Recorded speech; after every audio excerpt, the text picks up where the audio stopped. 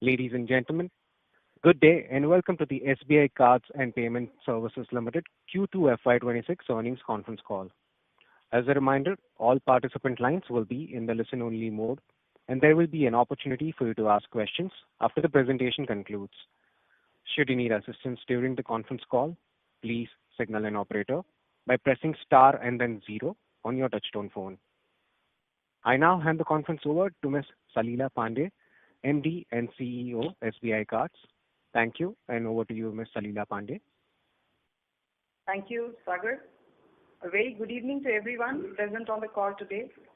Along with the board members and management of SBI Cards, I extend a warm welcome and sincere thanks for joining us. India continues to be one of the world's most resilient and fastest growing economies, even as the global landscape remains marked by uneven recovery and geopolitical uncertainty. According to RBI's Monetary Policy Committee meeting held in October of 2025, the real GDP growth forecast for financial year 26 has been revised upwards to 6.8%, underscoring the economy's strong momentum. The recent GST reforms, coupled with optimistic festive demand, have stimulated consumption across both discretionary and non-discretionary categories, reinforcing the strength of domestic demand and rising consumer aspirations. India's digital payment landscape is undergoing a rapid transformation, propelled by key factors such as the expansion of digital infrastructure, progressive reforms, a robust fintech ecosystem, and growing smartphones and internet penetration. Digital payment transaction volumes are projected to nearly triple by FY2030, rising from 206 billion in FY25 to 617 billion, while the value of transactions is expected to expand from 299 trillion rupees to 907 trillion rupees. As per the reports, in the next 5 years, the volume and value of credit card transactions in India are expected to grow at approximately 21.7% and 20.8% respectively, reaching around 13 billion transactions totaling 54 trillion rupees by the financial year 2030. India currently has around 112 million credit cards in circulation, a number projected to double to about 200 million by FY30, supported by product innovation and wider acceptance. As a customer-centric organization, SBI Cards continues to pursue growth by focusing on offering seamless experiences, personalized rewards, and best-in-class credit card products to millions of customers across the country. With digital platforms becoming the preferred medium for today's tech-savvy Indian customers, we continue to strategically deepen our presence by forging partnerships with leading brands. We launched 3 marquee co-brand credit cards during the quarter. Flipkart SBI Cards is carefully designed to offer curated cashback benefits, making everyday shopping more rewarding. The PhonePe SBI Card is yet another addition, crafted to meet evolving customer needs by combining convenience, digital agility, and everyday value. And we also launched the Indigo SBI Card, catering to the aspirations of frequent travelers. We also launched an integrated nationwide festive campaign called Khushiyan Unlimited, bringing over 1,250 offers with leading brands across 2,900 cities. We have witnessed an encouraging response from customers across all key categories, including consumer durables, electronics, jewelry, departmental stores, and e-commerce. In addition, SBI Card has been bestowed with several prestigious awards for various initiatives. Notable among these is the prestigious CII National AI Award at the AI Summit 2025 for our revamped SBI Cards mobile app. This award reflects our commitment to digital innovation and operational excellence. Coming to the business performance and key metrics during the quarter, cards in force have grown to around 2 crore 15 lakhs with 10% growth year over year. We added 9 lakh 36,000 new accounts while continuing to focus on quality acquisition. Sourcing from banca and open market channels was 50-50 each. SBI Card continues to be India's second largest credit card issuer, with cards in force market share at 19%. As for the spends, as per RBI August 2025 data, our spends market share has further grown to 16.8% in FY26. Total spends during the quarter reached the highest ever level of 1,07,063 crores, with a strong growth of around 31% YOY. The retail spend reached 89,611 crore, witnessing a 17% YOY growth. We have seen good growth across most online and POS spend categories. Online spends witnessed strong growth across all non-discretionary and discretionary categories. Key categories include departmental stores, health, utilities, education, consumer durables, furnishing and hardware, apparel, restaurants and jewelry, among others. Online spends contributed 62.5% of the total retail spend in H1 of FY26.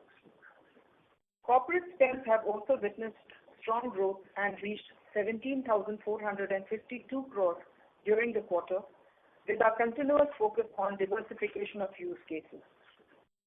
UPI and credit card usage continued to grow 16% quarter over quarter, majorly in department stores, groceries, utilities, fuel, apparel and restaurants, driven by RuPay and QR acceptance expansion.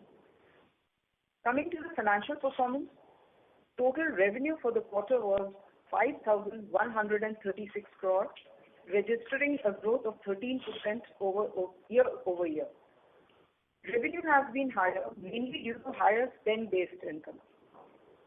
Profit after tax was 445 crores, with an increase of 10% year over year. Operating cost during the quarter was higher, driven by higher cost of festive campaigns and offers and higher corporate passback on corporate spend. As a result, the cost-to-income ratio was at 56.8%. Receivables during the quarter reached 59,845 crores, with 8% YOY growth. However, the interest-earning assets were at 56%, with revolver rate at 22%. This is due to the higher transactor volume in the festive spend and has been the case in the previous years as well. The higher transactor volume also impacted the yield for the quarter, being 16.5% versus 17% in the previous quarter. Cost of funds on our borrowing for the second quarter was lower at 6.4% versus 7.1% in the first quarter.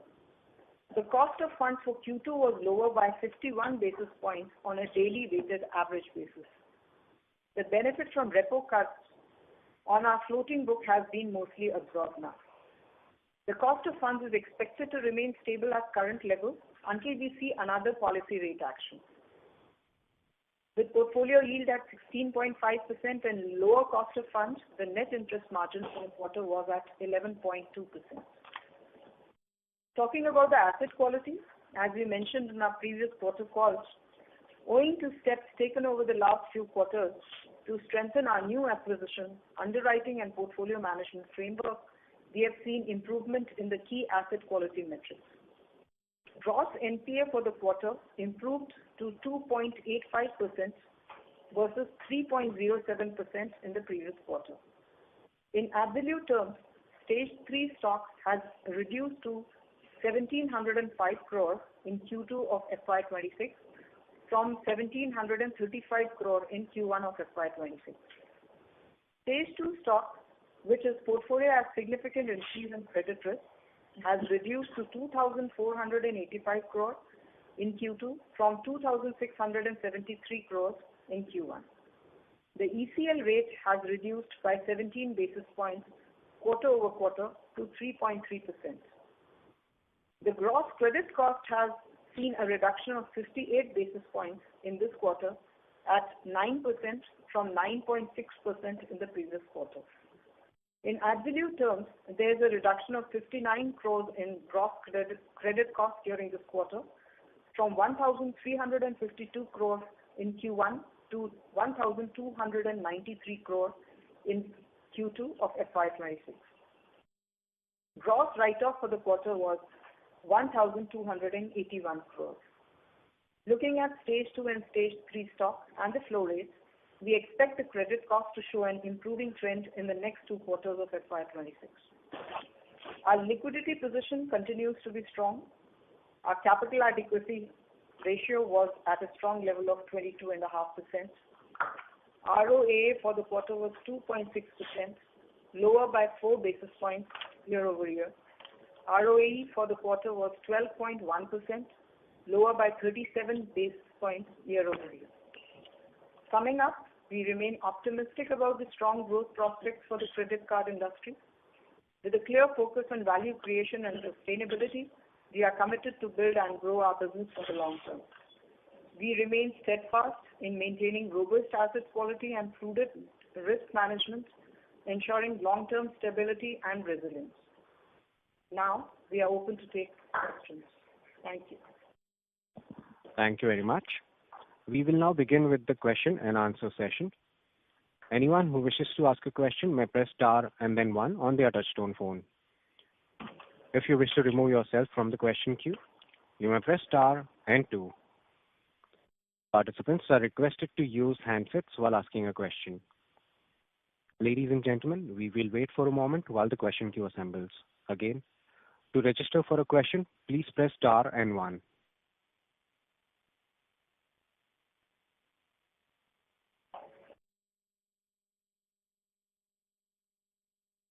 Our first question comes from the line of Mahrukh Adajania from Nuvama. Please go ahead. Yeah, hello, good evening. My question is on credit costs. So if you see the provisions, while it's a very low number, it's a small number, there's huge volatility across quarters, right? So last quarter it was 72 crores and this quarter it's 12 crores. So how do you think about it going ahead? How do we model it? Because it's so volatile. And then write-offs remain elevated. So when do you see those coming down? And you said that the trajectory of credit costs will be down in the next 2 quarters. Could you guide to a range? Will it be substantially below 9? Any range? And last time you had said that, you would like to wait for some time before giving guidance on what credit costs, where credit costs would normalize at, right? Like over the next 1.5, 2 years, do they go down to the old levels of a little higher than 6, or they remain in the range of 7? Those were my questions. Thank you, Mahrukh. So, first of all, your question about the gross credit cost, I think first was on the ECL, right? The first question yes, was the provision. So there's write-off and provision. Yeah. So the thing here is, as we have been mentioning, is that we are following a model which basically calculates the provision build or the ECL numbers for us. If, as I mentioned during my speech, is that if you look at the stocks have declined substantially, specifically in the stage 2 category, almost 188 crores of decline has happened over there. So as we had mentioned, 2 things will continue to happen. One is that as we have been dropping the stocks or the loss rates which were better in terms of the earlier 8 quarters, 8-year numbers, we are seeing increase in the ECL rates.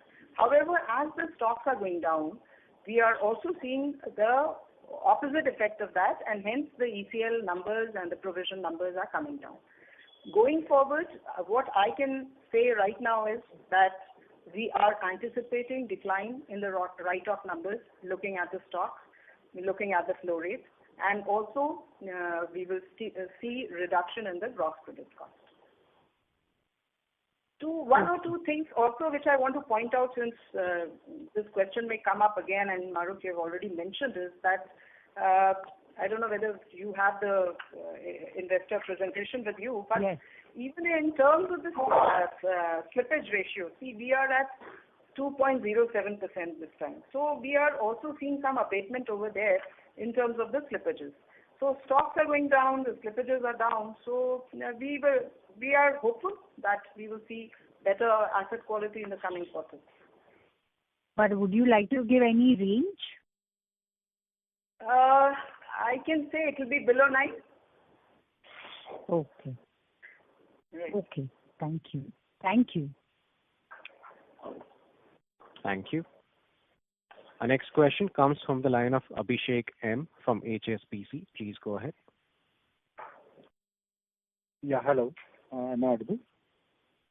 Yes, Abhishek, you are audible. Yeah. Hi. Yeah. So my first question is on OpEx.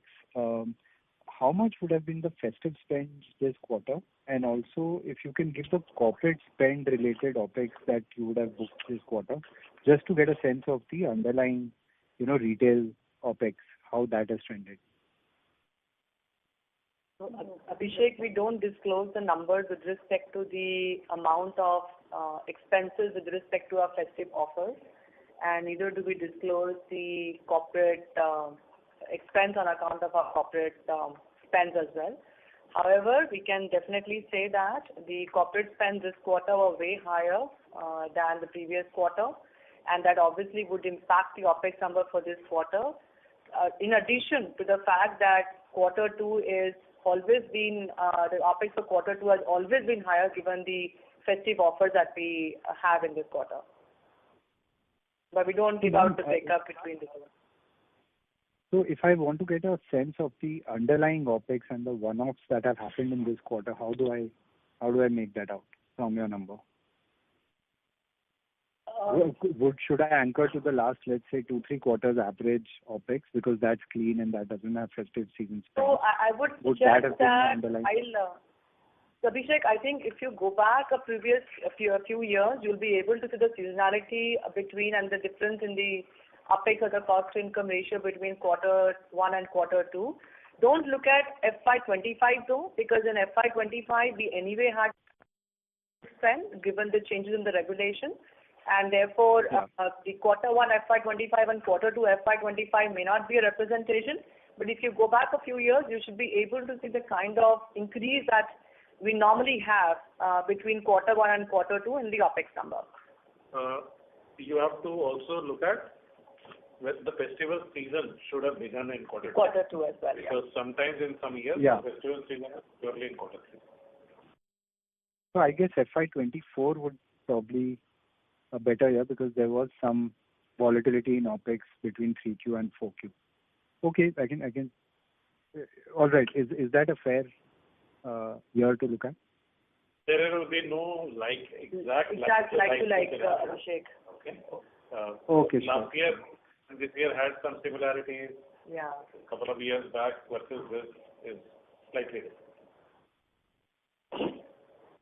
Okay. And I just want to add that in terms of the cost to income, the guidance that we had given in the initially was that we'll be somewhere around 57%. And this is the season and the time where we spend also, because ultimately we also have to see in terms of engagement with the customers and giving them the right value prop. So I think this was as per the expected lines. So for the full year this year, we should average at 57. Is that something we should anchor to? For the full year, in the last call also I had mentioned, FY26, I had mentioned it should be in the 54 to a 56. However, given we are seeing higher corporate spend, so we'll be on the higher side of the range now. Okay. All right. The second question, ma'am, is that if I look at the absolute balances of revolver and EMI, for almost 3 quarters, it's more or less stable.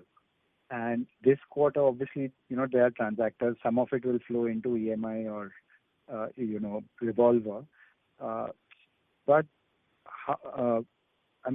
what kind of trends do you expect on the absolute balances in EMI and revolver? Do they look like they are going to grow at par with your overall AUM, or is that ratio going to keep coming down in the next few quarters?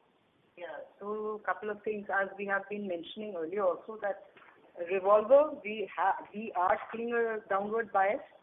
This quarter, definitely because of the denominator impact, there's much more decline in the revolver percentage. EMI, yes, it's more or less stable. Again, because of the denominator impact, this quarter we are seeing a bigger decline, but overall I would say it continues to be stable. And we have also been taking a lot of steps to work with our customers to increase the EMI portfolio. But EMI is more or less stable, and as Girish had mentioned in the last call also, revolver we see a downward bias. Okay. So would we be able to hold our NIM at the current level? Because you also said that your cost of funds should be stable and all the, impact of repo cut pass-through, etc., has been absorbed. So should we see NIMs holding on to this level, or should we expect some pressure on it? We will hold on to the NIM. Got it. All right, ma'am. Thank you. I'll come back in the queue for more questions. Thank you, and all the best. Thank you. Thank you. Our next question comes from the line of Piran Engineer from CLSA. Please go ahead. Yeah, hi. Thanks for taking my question. I firstly have clarification. Sorry to interrupt, Piran, sir. Your line is breaking up. If you can just check your Okay. connection. Is it better now? This is slightly better. Okay. Yeah, I was saying I just have two clarificatory questions and then two proper questions. So firstly, on the clarification, this 30 crore stamp duty expense has come in other OPEX? So it's a provision. Other OPEX, No, so which provision line item is the question? it would go in the operating cost line item. OPEX, right? So the other OPEX, basically. Other OPEX. You're looking at the yes, other expenses. Yeah, correct. Other expenses. Okay, fair enough. And the second the line item one, that we have in the P&L is operating and other expenses. It goes in there. Yeah, exactly. That's what I meant. Fair enough. And the second thing, slide 11, when you calculate yield on loans, this is on a daily average loan basis or a period end sort of basis? It's a 4-point average. Both the cost of funds on this particular slide 11 is on a 4-point average. So you said 4 point. 4 points. So each yeah. month.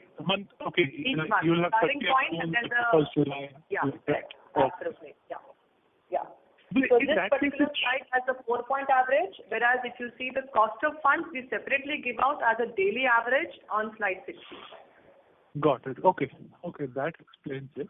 And then the real questions are, firstly, fee income as a percentage of spends is down quite meaningfully QOQ. And this is despite higher corporate spend. I'm sorry, Priyan, we couldn't get the question. What has gone significantly, sir?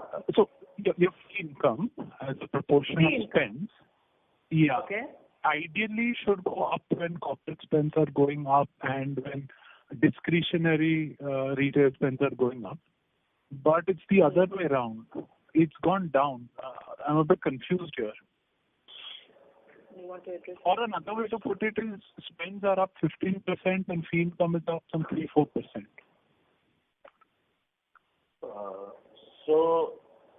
Piran, on the interchange rate which we are getting on the spends, that is consistent. There is no change there. Okay. One bit here or there, which is a kind of a monthly variation. The fee from certain categories of spends, for example, on the rental as a category, we were charging fees to certain set of customers, and rental spends have been coming down. So those fee levels have started to come down. Piran, also, I think this is the clarification we'd given in a call about a few quarters back. You cannot take up the entire fee income and divide it by spend because my fee income is on two accounts.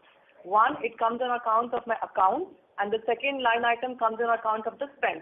So you can't mix the two and look at the total fee line item and say what is it and divide it by the overall spend, because that number will not make any sense.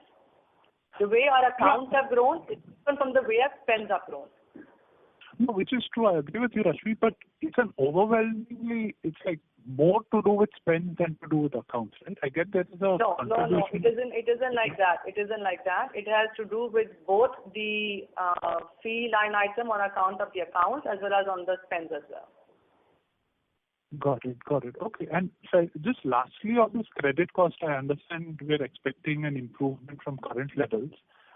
Ballpark, how do we think about next year? Are we back to normal next year, given that it's a short-term product, or is normalization, and by normalization I mean 6.5 to 7% credit cost? Is that still a while away?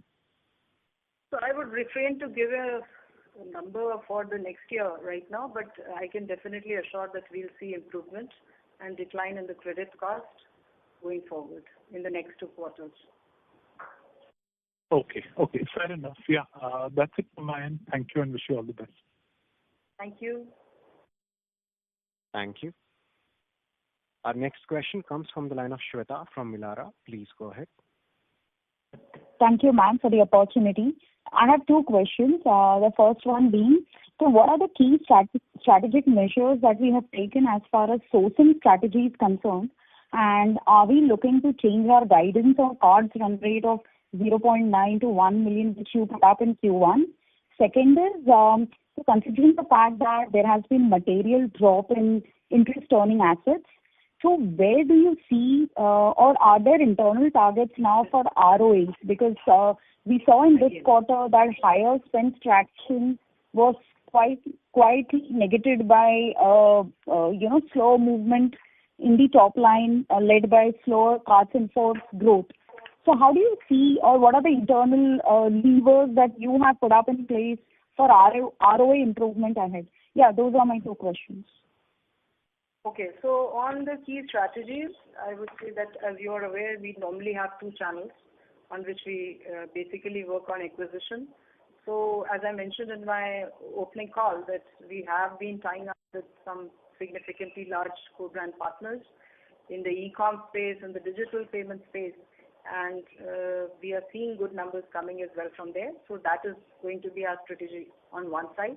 And then definitely we will continue to work with the banca channel as well in terms of having profitable good customers from there. And we continue as of now with the similar guidance that we had given, around 0.9 to a million in terms of the accounts.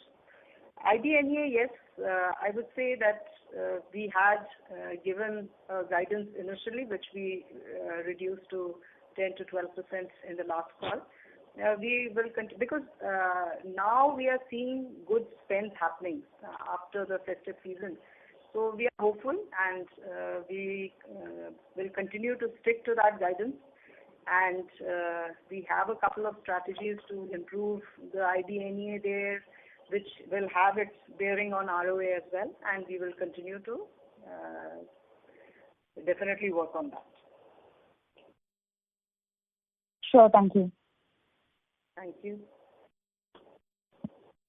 Thank you.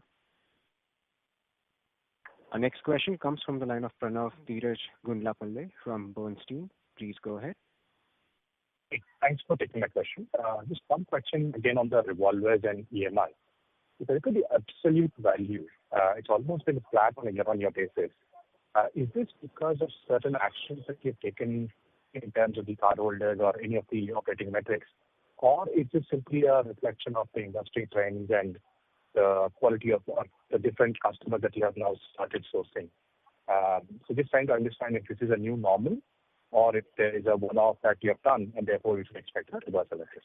Thank you. So it's a mix of both. In the absolute terms, there is a growth in the revolver asset. However, the growth is fairly muted. We believe because in the last 8 quarters or so, we have been focusing on very selective customer acquisition, which has, as we have previously also indicated, put the revolver at a lower bias. Okay. As the things stabilize and as the credit cost starts to come down over a period of time, we will be able to look at accelerating some of those things. But as of now, for the next at least 2 to 3 quarters, our focus is essentially to get the credit cost down to a reasonable number before we start looking at the growth parameters. Understood. That's brilliant. Thank you. Thank you. Our next question comes from the line of Anand Dama from Emkay Global. Please go ahead. Ma'am, yeah, thank you for the opportunity. So when we look at the overall growth spends in the POS segment, there we have seen that even the departmental stores, the travel-related spends actually have come down. Is there any specific reason for these spends to come down on the POS? Obviously, online spends are doing well, but why on the POS front? We thought that particularly post the GST cut, at least the POS spend also should see an improvement. Any explanation on that front? I think that is more of a customer behavior also. And in terms of the co-brand partnerships, as I mentioned, that we have done, there will be more of a propensity to do online spends through those kind of tie-ups. And overall, also the customer behavior, we find that people like to shop more online now as compared to their past. So, anything you want to add there? Just a couple of things. So if you look at the POS, yes, POS is down in category 1 and category 3. Category 3 is essentially there. It's only in the restaurant category where the POS spends are going to be higher. And in the category 1, it is the departmental stores which is critical. So in these, if you actually look at it from October onwards, there is a movement which is positive because festival season, part of Navratra is essentially online just overtakes the spending because it's huge. The more of POS spending starts in the middle of season from Dussehra to Diwali. So as we look at the Q3 numbers, we would look at it slightly different. And in that case, the OPEX also in the third quarter should be higher because a lot of retail spend actually would come in the third quarter. So I think the rewards and the incentives related to that should be on a higher side. So festival season has straddled from September to October. Our festival season related spending will be in these 2 months. Corporate card spending, as Rashmi was mentioning, that is a constant thing that will continue. Then corporate spend would keep going up, and in that case, the overall cost also should be on a higher side, primarily because of the corporate spend. Is it possible for you to tell us, what's the overall ROI metrics of the corporate card business? We don't declare the ROI on the corporate side. However, in the corporate card side, the asset is hardly anything. So actually, ROA is very, very high. However, in this, the income, as we have earlier also indicated, the revenue is essentially the interchange, and part of that interchange goes back to the customer as passback. So hence, it just skews the OPEX to CV ratios. Is there any change in the incentive program, particularly on the corporate spend that you have done recently? Yeah, we have reduced it. Okay, we have reduced it. Sure. That's helpful. Thanks. Thank you. Our next question comes from the line of Puneet Bahlani from Macquarie. Please go ahead. Yeah, hi. Thanks for taking my question. And just one question on the yield front. Your book mix has not changed. In fact, you also indicated that revolver and has changed only because of the denominator effect. So why have the yields declined so drastically? Is it because something like spends being towards the end of the quarter or something like that? And in that case, then we should expect from 3Q it should bounce back, right? Yeah.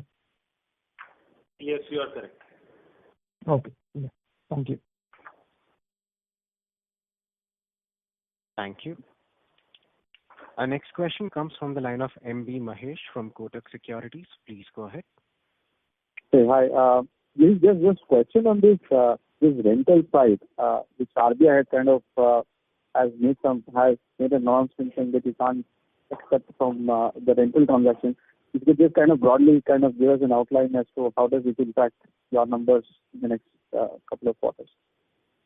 So rental spends have almost stopped, and comparatively, although that is something we had started seeing from last year itself, because when we had imposed a fee over there, we had started seeing reduction in spends. So overall, rental spends are going to impact our overall spends by 3 to 5%. Sorry, when you say 3 to 5%, this would be, let's say, of the current quarter's numbers, it would be lower by 3 to 5% next quarter also? Is that the way to say it? So 3 to 5% over the previous quarter, whatever were the numbers for the previous quarter, we have, depending upon the seasonality, we will start seeing somewhere between these numbers. Okay. Just to clarify, has RBI put a full block on the rental transaction, or are there any specific categories of rental which is now currently blocked? Basically, they have said you have to do a KYC there. So RBI has said that for the merchants, the payment aggregators have to do the KYC. The payment aggregators, wherever they are unable to do the KYC, they are not doing those transactions. So that is impacting this kind of rental payments. Okay. Thank you. Thank you. Our next question comes from the line of Kamal from Jefferies. Please go ahead. Hello. Hi. Thank you for the opportunity. I would like to ask that given October was also a festive month, how has the demand environment shaped during October? And also, how do we see the mix of revolvers and transactors shaping as a result in Q3 and going forward? I think, yes, as you mentioned, it's a continuation. We have seen Diwali was in October. So the spends have continued to be better than the last 2-3 months. And, better spends. But yes, after Diwali, we are seeing a little bit of a slowdown in terms of the spends. Okay, and the mix of revolver and transactors going forward, like how should we expect it in the coming quarters? So for this quarter, it's too early to say. But as I mentioned earlier, that the more of the uptick that we saw was because of the transactor volumes coming at the end of the quarter. So as we will start seeing payoffs over there, for the current cycle, the revolver percentage will increase from 22%. Okay. Got it. Thank you. And that was the only question. Thank you. Thank you. Our next question comes from the line of Sukrit D. Patil from Eyesight Fintrade Private Limited. Please go ahead. Good evening to the team. I think you have pretty much answered about the margins and on the books. I have a forward-looking question. As credit increasingly integrates into digital platforms and journeys, how does SBI Cards plan to evolve its brand identity to remain emotionally relevant, particularly for younger digitally native consumers? Yes, thank you. So I think we are, there are a couple of things. Credit card, digital payments are different. Credit card is more of an aspirational product, and we are seeing a lot of interest from the younger lot as well. It's not that we don't get applications and we don't get interest from the younger lot. They continue to engage with us, and we continue to engage with them. A lot of marketing efforts go into working with those customers in terms of their customer life cycle, engagements, value props. I don't see a challenge over there. In fact, we see a lot of promise going forward as more and more people want to, as I mentioned, I see that there's a lot of aspiration to have a credit card, spend it, the kind of value prop people are seeing in that. So as of now, we don't see any challenge over there. The digital payment space is growing. It is helping us. We are also doing pretty well through UPI. When we are connecting our credit cards to UPI, there also we are seeing a lot of traction. So it's a win-win situation.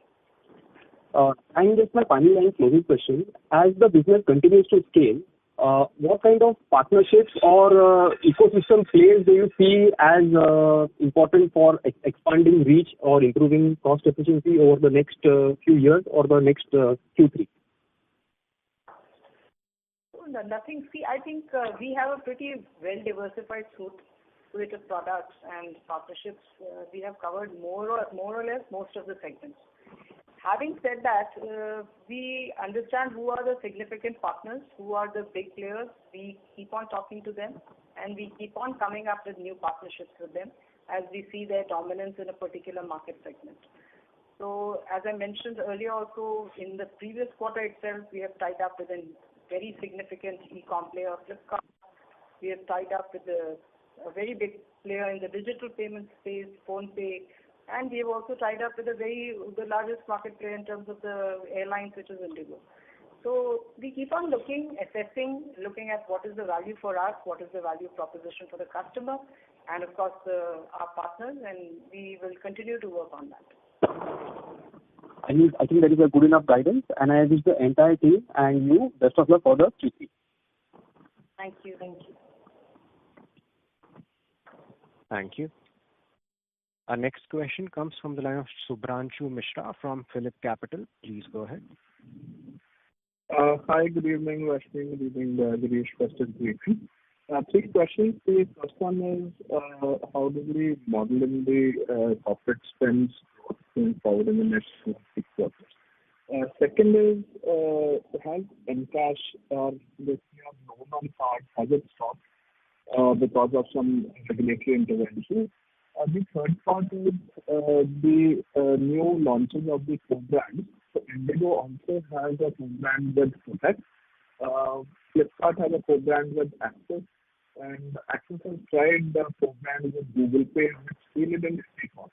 So what are our internal estimates about these particular co-brands? What will this contribute to the new accounts?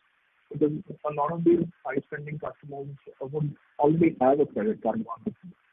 So these are my 3 questions.